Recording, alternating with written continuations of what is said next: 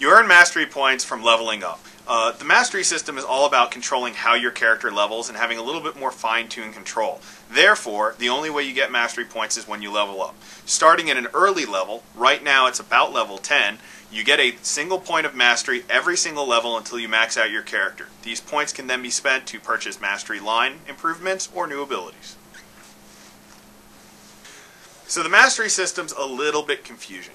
There's two aspects to it. One is improving the abilities you already have. The other is buying additional abilities. What the player can choose to do is increase their mastery by spending points. Increasing your mastery makes everything in the mastery get better.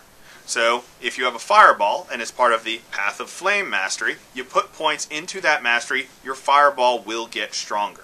However, in addition to that, for variety's sake, we've also put additional rewards. When you reach certain levels of mastery, you'll be able to buy new spells, like Conflagration of Doom, where the entire ground around you erupts in big, burning, boiling flames.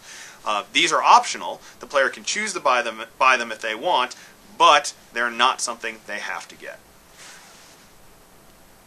Path. There are two types of abilities you can get: your base abilities and your additional abilities. Every mastery path will have an equal number of base abilities starting out.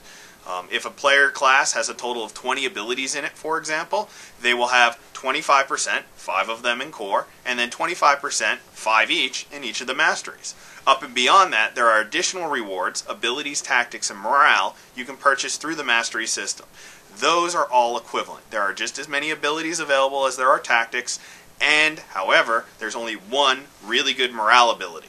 It's pretty impressive, so we only wanted to put one in there. Mastery isn't replacing the metagame that people find from fine-tuning tactics and controls of their character. It's just adding another layer to it. Tactics and morale are still going to be there. What the tactics and morale are more of a play session choice. The mastery system is more of a lifetime choice. So you'll be able to unlock more tactics and morale through the mastery system, but then you'll still be able to fine-tune your character piece by piece as you play the game, depending on how you're playing a game and who you're playing the game with. Absolutely, you'll be able to respec your character. You'll be able to do so fairly easily. There will be a cost associated with it. We haven't determined what it is right now. Throughout beta, we're going to leave it in as free and slowly work on the cost for respec based off of feedback.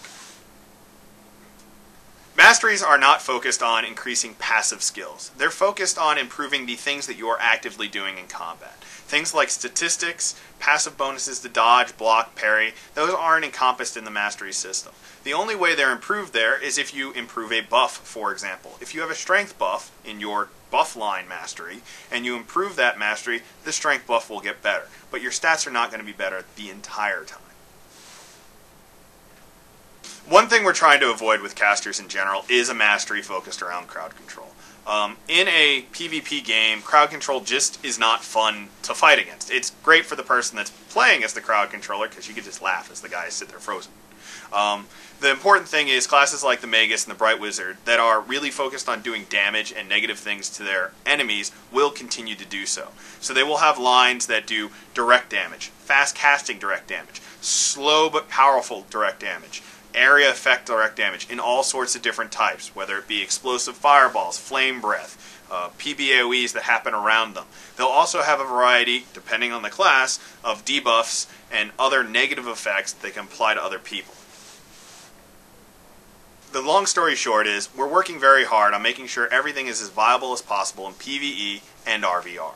The goal here is to continue tweaking throughout beta so all of the paths given to a player can allow them to do whatever they want in the game. One might be better at one type of role, which might be a little bit more PvE oriented, defense for example, whereas offense is generally speaking more PvP oriented. Does it mean you can't go out and play if you're that spec? Absolutely not. We're trying our best and we're continuously balancing to make sure every choice a player makes is one they can play with.